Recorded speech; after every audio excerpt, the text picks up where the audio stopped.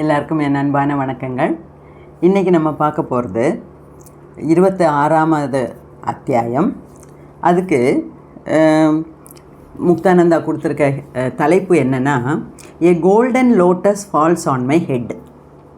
அதாவது ஒரு தங்க தாமரைப்பூ அவர் தலைமையில் வந்து விழுது. அதை சம்பந்தித்து சில விஷயங்கள்லாம் பேசுகிறார். ஓகேயா? அப்போது இவர் என்ன சொல்கிறாருன்னா, சிலதெல்லாம் இப்போ ரொம்ப ஸ்டாண்டர்டாக நடக்குது. இப்போது நம்ம ஒரு தினமும் காலையில் எந்திரிக்கிறோம், நேராக பாத்ரூம் போகிறோம், பல் தேய்க்கிறோம், குளிக்கிறதுனா குளிக்கிறோம், இல்லைன்னா காஃபி சாப்பிட்றோம். இதெல்லாம் ரொட்டீனாக நடக்கிற விஷயம் இல்லையா? முக்தானந்தாவுக்கும் இந்த மாதிரி விஷயங்கள் ரொட்டீனாக நடக்குது. எது? பல் தேய்க்கிறது, குளிக்கிறது இல்லை. மெடிடேஷனில் உட்காரும்போது அவருக்கு ரெட் ஆரா, அந்த white light, black light, blue light, அப்புறம் அந்த saffron colour light, blue star, blue pearl, இத்தனையும் ரெகுலராக வருது.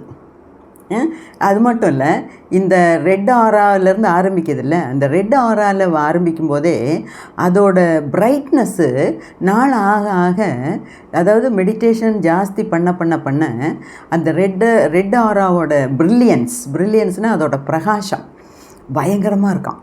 பிரகாசமும் ஜாஸ்தி ஆகிட்டே வருது அப்படிங்கிறார். அப்போது தந்திர மெடிடேஷனில் உட்கார்றாரு. ஆஸ் யூஷுவல் தந்திர லோகாவுக்கு போகிறாரு. அப்புறம் அந்த சித்த லோகத்துக்கு போயிட்டு வரும்போது ஒரு சித்தர் வந்தார்ல, அதே சித்தர் இன்றைக்கும் அவருக்கு மெடிடேஷனில் வந்து காட்சி கொடுக்குறாரு. அப்போது அவர் வந்து எங்கேருந்தோ ஒரு பெரிய லோட்டஸை, தாமரைப்பூவை இப்படி வலித்து இழுக்கிறார். அப்படியே காற்றுலேருந்து எடுக்கிறாங்கன்னு வச்சுக்கோங்களேன். இப்படி வலித்து இழுக்கிறாரு. அந்த லோட்டஸ், அந்த தாமரைப்பூவோட சைஸ் என்னென்னா 2 அடி டயா, அந்த 2 அடி அகலம் அந்த தாமரைப்பூவுக்கு. அதுவும் எப்படிப்பட்ட தாமரைப்பூ? கோல்டன் தாமரைப்பூ, தங்க தாமரைப்பூ. அது அவர் இப்படி அந்த சித்தா வந்து அப்படி வலித்து அங்கேருந்து எடுத்து இப்படி வலிக்கிறார். வலிக்கும்போது அது வரும்போதே ஓம்ங்கிற சாண்ட் பண்ணுற சத்தம் உண்டாக்குது. அந்த லோட்டஸை வலிக்கும்போதே அந்த ஓம்ங்கிற சாண்டிங் சத்தம் உண்டாக்குது. வந்து வலிச்சு எடுத்தாரா, எடுத்துகிட்டு வந்து டக்குன்னு அந்த தாமரைப்பூ வந்து இவர் தலையில், உச்சந்தலையில் வந்து விழுது. டக்குன்னு அதோட சத்தத்தோடு வந்து தலையில் அடிக்குது. அடிக்கும்போது தானாக இவர் கண்ணு திறந்துடுறார்.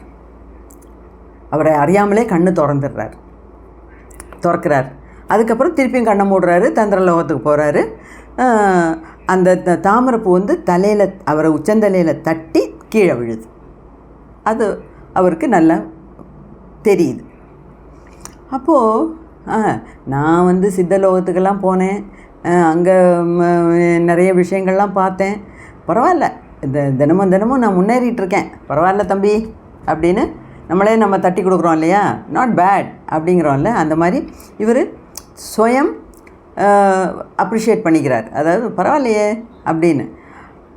அடுத்த நிமிஷமே அவரோட மனசாட்சி சொல்லுது, குருதேவன் நீ மறந்துட்ட பற்றியா அப்படின்னு சொல்லுது. அதுதான் ஒரு நல்ல மனசாட்சிக்கு அடையாளம். எப்போ நம்ம வழியிலேருந்து மாறி போகிறோமோ, நம்ம நல்ல பாதையிலேருந்து விலகி போகிறோமோ, அப்போ நம்மளை திருப்பி நல்ல வழிக்கு கொண்டு வர்றதுக்கு தான் அந்த மனசாட்சி. ஸோ முக்தானந்தாவோட மனசாட்சி சொல்லுது, நீ ரொம்ப புகழ்த்திக்காத, இதெல்லாம் வந்து உன்னோட குருநாதனோட கருணை, அதை மறந்துட்டு நீ பெருசாக இது பண்ணிக்காத, உன்னையே புகழ்த்திக்காத அப்படின்னு சொன்னது. உடனே முக்தானந்தா, ஐயோ சாரி, நான் நினச்சது தப்பு தான், என்னோடய சக்தினால் இது ஒன்றும் நடக்கலை, என்னோடய சக்தினால் என்னால் என்ன பண்ணியிருக்க முடியும், இதெல்லாம் என்னோடய குருதேவோட கிரேஸ், அனுகிரகம், சாரி அப்படின்னு திருப்பி சொல்கிறார். அப்போது இந்த மாதிரி திருப்பியும் மெடிடேஷனுக்குள்ளே போகிறார். இப்போது முன்னாடியே சொன்ன மாதிரி அந்த ரெட் ஆராவை சுற்றி ஆயிரக்கணக்கான ஸ்பார்க்ஸ் அப்படியே ஜொலிக்குது. அந்த ஸ்பார்க்ஸ் எல்லாம் எதுலேருந்து வந்ததுன்னா, அந்த ப்ளூ ஸ்டார் உடஞ்சதில்லை அவரோட அந்த ப்ளூ ஸ்டாரு அவரை இறக்கி விட்டுட்டு அவர் உடம்புல போய் சகசிராரத்தில் போய் சுக்குநூறாக வெடிக்குது இல்லை, அந்த வெடிச்சப்போ வர்ற அந்த ஸ்பார்க்ஸு அந்த தீப்பொறி இப்போவும் அந்த ரெட் ஆரால் ஜாஸ்தியாகிட்டே வருது, அப்படியே ஜொலிக்குது. இப்போது அவரால் உள்ளே இருக்க ஆர்கன்ஸ் எல்லாம் பார்க்க முடியுது, உறுப்புகளையெல்லாம் அவரால் ஈஸியாக பார்க்க முடியுது. இப்போது நம்ம வந்து ஹார்ட்டை பற்றி பேசுகிறோம், லிவர் சரியில்லைங்கிறோம், ஃபேட்டி லிவருங்கிறோம், கிட்னி சரியில்லை, கிட்னி ஸ்டோனு, கால் பிளாடர் ஸ்டோனுங்கிறோம், இறப்பை சரியில்லைங்கிறோம், குடல் சரியில்லைங்கிறோம், குடல் இத்தனை நீளம். நம்ம பார்க்குறோமா? நம்ம இது வரைக்கும் யாரும் உள்ளே இருக்க ஆர்கன்ஸை பார்த்ததில்லை.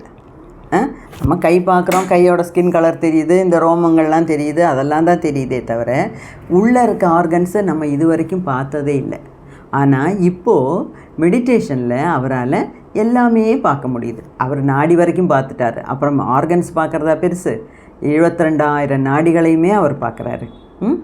அப்போது இப்போ இன்டர்னல் ஆர்கன்ஸ் எல்லாம் அவரால் பார்க்க முடியுது. அப்புறம் இன்னொரு நல்ல ஒரு அழகான ஒரு வெள்ளை கலர் தெரியுது. அப்போ அந்த வெள்ளை கலர்லாம் வந்து குருதேவ் தான் என் கூட உட்காந்து என்னை வழி நடத்திட்டு வராரு, அந்த குருதேவோட அனுகிரகம் தான் அந்த லைட்டு அப்படின்னு இவரால் புரிஞ்சிக்க முடியுது. அப்புறம் என்ன, இந்த மாதிரிலாம் மெடிடேஷனில் இருக்கும்போது தான் அந்த யூனிவர்சல் லவ் அண்ட் பிரதர்ஹுட், அதாவது எல்லாரையும் நேசிக்கணுங்கிற அந்த ஒரு ஃபீலிங் அவரோட மனசுலேருந்து அப்படியே பிரவாகமாக வருது. அப்படி ரொம்ப பரமானந்தத்தில் திளைச்சிட்ருக்கார். அப்போது அவர் என்ன சொல்கிறாரு, மை டியர் சித்தா ஸ்டூடெண்ட்ஸ், நான் வந்து சித்தலோகத்துக்கு போனது சத்தியம். இந்த தங்க தாமரை என் தலையில் அடித்து விழுந்து கீழே தெரிச்சதே அதெல்லாம் சத்தியம். நீங்கள் நம்பணும். ஏன்னா நான் என்னோடய மெடிடேஷனில் நிஜமாகவுமே நடந்ததை தான் நான் உங்கள்கிட்ட சொல்கிறேன். அது வந்து அதாவது நிறைய பேர் எடக்கா பேசுவாங்க, இந்த குறுக்கு கேள்வியெல்லாம் கேட்பாங்க. அது சில சமயம் இமேஜினேஷன்லேருந்து வந்திருக்குமே, நம்ம இவர் வந்து உட்காந்து இமேஜின் பண்ணியிருப்பாரா அப்படின்னெல்லாம் நிறைய பேர் கேட்குறாங்க. அப்போது உண்மையிலே இது மெடிடேஷனில் தான் நடந்ததா, இல்லைன்னா அவர் மெடிடேஷன் மாதிரி உட்காந்துட்டு கற்பனை உலகத்திலே சஞ்சரிக்கிறாரா, கற்பனையில் உண்டாக்குனாரா இதெல்லாம் அப்படின்னு ஆளுங்களுக்கு கேட்க தோணுது, கேட்குறாங்க. ஓகே, அதுக்காக தான் அவர் என்ன சொல்கிறாரு, oh my dear Siddha students, நான் வந்து சொல்கிறதெல்லாம் சத்தியம். ஓகே, ஏன்னா எனக்கு வந்து அதெல்லாம் நடந்திருக்கு, அதனால் நீங்கள் வந்து இதையெல்லாம் நம்புங்க அப்படின்னு சொல்கிறார். ரெண்டாவது 2 இம்பார்ட்டண்ட் பாயிண்ட்ஸு சொல்கிறார் இந்த சாப்டரில். அது நான் வந்து வேறு எங்கேயும் அவ்வளவா படித்ததில்லை. அதாவது அவர் என்ன சொல்கிறாரு, ஒவ்வொரு மனுஷனுக்குள்ளேயும் அந்த ப்ளூ ஸ்டார் இருக்குது. ஒவ்வொருத்தருக்கு தலையிலையும் அந்த ப்ளூ ஸ்டார் இருக்குது. ஆனால் அதோட சைஸும் ஒரே மாதிரி தான் இருக்குது. ஓகே, ஆனால் அதோட வெளிச்சம், அதோட பிரகாசம் வந்து ஒவ்வொருத்தருக்கு ஒருத்தர் மாறுபடுது. பிரகாசம் மாறுபடுதுன்னா என்ன, அதாவது இந்த ஆரா கூட அப்படி தானே சொல்கிறோம். ஒரு நல்லவன் நல்ல வாழ்க்கையை வாழ்ந்துட்டு இருந்தான்னா அவனை சுற்றி உள்ள ஆரா பிரைட்டாக இருக்கும். இல்லாட்டினா அது வந்து கண்ணா பின்னான்னு சிதஞ்சு போயிருக்கும். ஆராவை பார்த்தாலே ஒருத்தனோட கேரக்டரு, அவங்களோட லைஃப்பை மற்றவங்களால, அதாவது இந்த நெற்றிக்கண் திறந்தவங்களால் சொல்ல முடியும். அதுதான் முக்தானந்தாவும் சொல்கிறாரு. ஓகே, ஸோ ப்ளூ ஸ்டாரை பற்றி சொல்கிறாரு. இதே தான் சத்குரு சொல்லியிருக்கார். சத்குருவோட வீடியோவில் சொல்லுவார், அதாவது மனுஷனாக இந்த உலகத்தில் ஜென்மம் எடுத்த ஒவ்வொருத்தனுக்கும் அந்த ஜென்மத்திலே கடவுளை அறிவதற்கு, அல்லாட்டினா அவனோட ஆத்மாவை கண்டுபிடிக்கிறதுக்கும் அறிவதற்கும் உண்டான சாத்தியக்கூறுகள் 100% உண்டு. ஆனால் அப்படி எல்லாருக்கும் நடக்குதா என்ன? அப்போ மனுஷனாக பிறந்தவனுக்கெல்லாம் அப்போ எல்லாத்துக்கும் ஒரு ஜென்மம் போரும்ல, ஒரு ஜென்மத்திலே கடவுளாக நினச்சி அடைஞ்சிடலாம்ல. நம்மெல்லாம் எத்தனை ஜென்மம் எடுக்கிறோம்? 100, 200, 300, 400 ஜென்மம் எடுத்தால் கூட நம்மளோட கர்மா தீரலை, இன்னும் பாடங்கள் படித்து முடிக்கலை. அப்படிங்கிற மாதிரி நம்ம லைஃபு போயிட்டுருக்கு.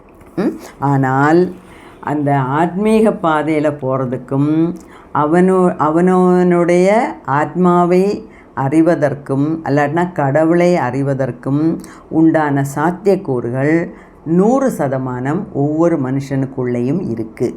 அப்படி தான் கடவுள் நீ எங்கிட்டேருந்து நீ போய் உன்னோட கர்மாலாம் முடிச்சுட்டு கற்றுக்கிற வேண்டிய லெசன்லாம் அந்த ஸ்கூலில் போய் இந்த உலகம்ங்கிற ஸ்கூலில் போய் படிச்சுட்டு வா சீக்கிரம் என்கிட்ட திருப்பி நீ வரணும் என்கிட்ட அப்படின்னு சொல்லி தான் நம்மளை படைச்சு அனுப்புகிறார்.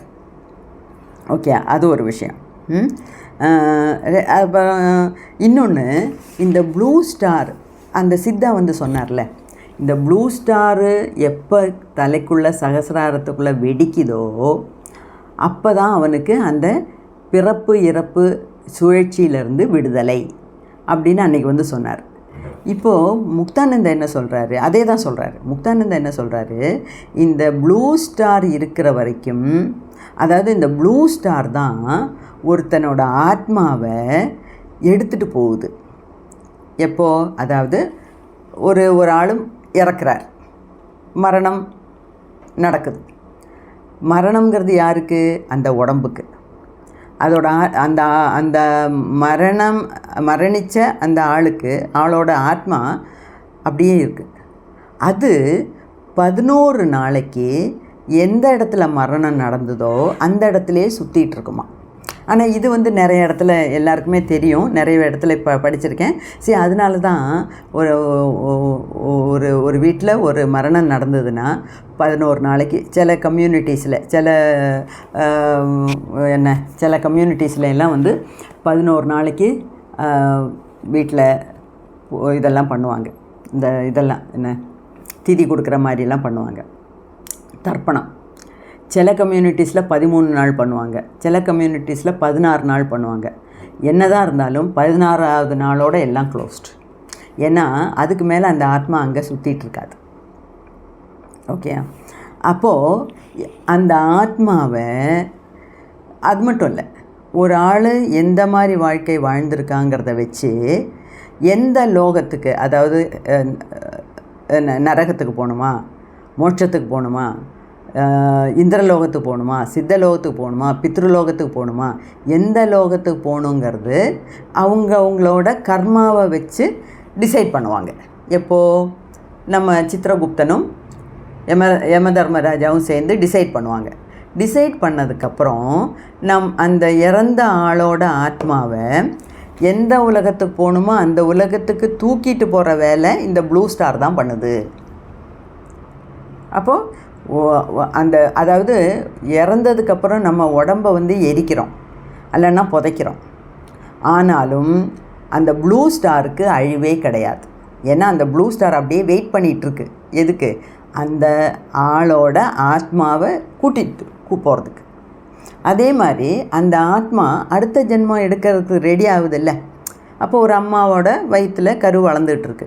அப்போ அதுக்கேற்ற மாதிரி எந்த அம்மா வயிற்றில் பிறக்கணுமோ அந்த அம்மா வயிற்றில் இருக்க கருவுக்குள்ளே இந்த ஆத்மாவை கொண்டு வைக்கிறதும் இந்த ப்ளூ ஸ்டார் தான். அப்போ முக்தானந்தா சொல்கிறதும் அந்த சித்தா சொல்கிறதும் கணக்கு சரியாக போச்சு. அப்போது அந்த ப்ளூ ஸ்டார் இருக்கிற வரைக்கும் இந்த மாதிரி ஜனன மரணம் இருந்துக்கிட்டே இருக்கும் அப்படிங்கிறார். ஓகே, ஸோ இதெல்லாம் தான் அழகாக சொல்லியிருக்காரு முக்தானந்தா. அப்போது அந்த ப்ளூ ஸ்டார் அந்த சோல்னால் ஆத்மாவை எடுத்துகிட்டு போய் அடுத்த ஜென்மம் கொண்டு திருப்பி இன்னொரு பாடியில் வைக்கிற வரைக்கும் அந்த ப்ளூ ஸ்டாரு உயிரோட்டமாகவே இருக்கும். அது மட்டும் இல்லை, அந்த ஆத்மா கடைசியாக எங்கே போய் சேரணுமோ அங்கே போய் சேர்கிற வரைக்கும் அந்த ப்ளூ ஸ்டாரும் இருந்துக்கிட்டே இருக்கும். அப்போ அதுதான் சித்தா சொன்னார், அந்த ப்ளூ ஸ்டார் எப்போ வெடிக்குதோ அதோட அவனுக்கு அடுத்த ஜனனம் கிடையாது அப்படின்னு. ஓகே, எல்லாத்துக்கும் புரிஞ்சிருக்கும்னு நினைக்கிறேன். நன்றி. அடுத்த வீடியோவில் அடுத்த லெசனை பார்க்கலாம்.